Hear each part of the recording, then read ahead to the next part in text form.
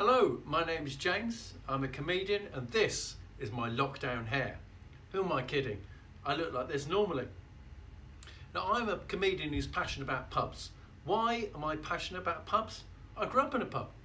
I grew up in a West Country pub. In fact, I was 4 years old when I had my very first taste of alcohol. I fell in a bucket of rough cider. And you know what I mean by rough cider? Made locally, without instructions. It was so strong, a dog licked me and passed out.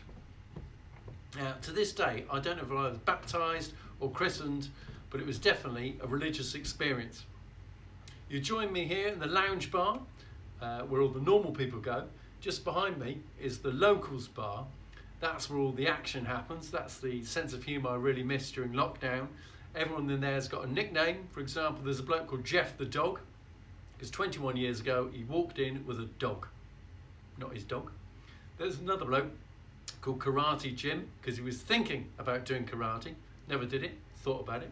But my favourite, there's a lovely gay couple from the Forest of Dean, known locally as the Fruits of the Forest.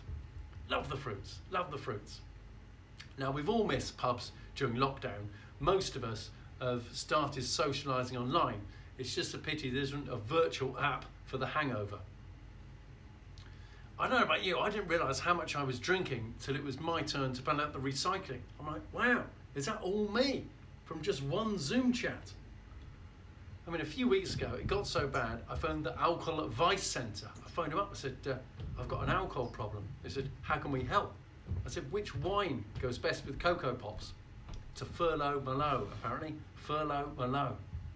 I don't know about you, but in the last 3 months, I've been drinking more beer, wine, and having cheese than a medieval king. It's not COVID I'm worried about, it's gout. Some people are into their quarantinis. They've gone crazy for the quarantini. To be honest, to my mind, that slice of lemon in the quarantini is the only thing between you and scurvy. Keep going, keep going. Everybody's at the quarantini. Bond, James Bond, I'd love to see him have one. I'll have a quarantini. Locked down and undisturbed. Excuse the Roger Moore impression. Well, it's barely an impression. But the big news, ladies and gentlemen, the big news is we've got a date. After a lot of comings and goings, we've finally got a date. July the 4th, pubs will reopen. Well, not pubs, but outside pubs. We'll be drinking in pub gardens, car parks, pavements. We'll essentially be drinking, as the middle classes say, al fresco. Who is al fresco? Some Italian bloke who just like drinking outside.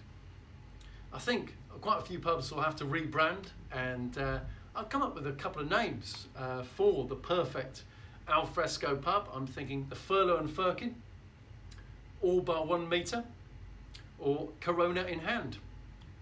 It's going to be fun. Some people are obviously worried about it, thinking, oh, have I got to wear a mask? I say to those people, have fun drinking with a mask. Come on, we will all quite literally be Alcoholics Anonymous.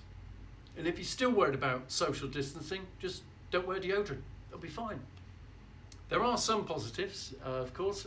Positive number 1 is that the Brits, we love a queue. We love an orderly queue. The second one is those of you, and I'm talking about the boys here, who like to pee privately, this is your moment. You will be the no social norm. And thirdly, those of you who like drinking alone, you are no longer a norm and no mates. You're in your own social drinking bubble. I do have one message to the people who say they've missed pubs but never bothered to go to them when they were open.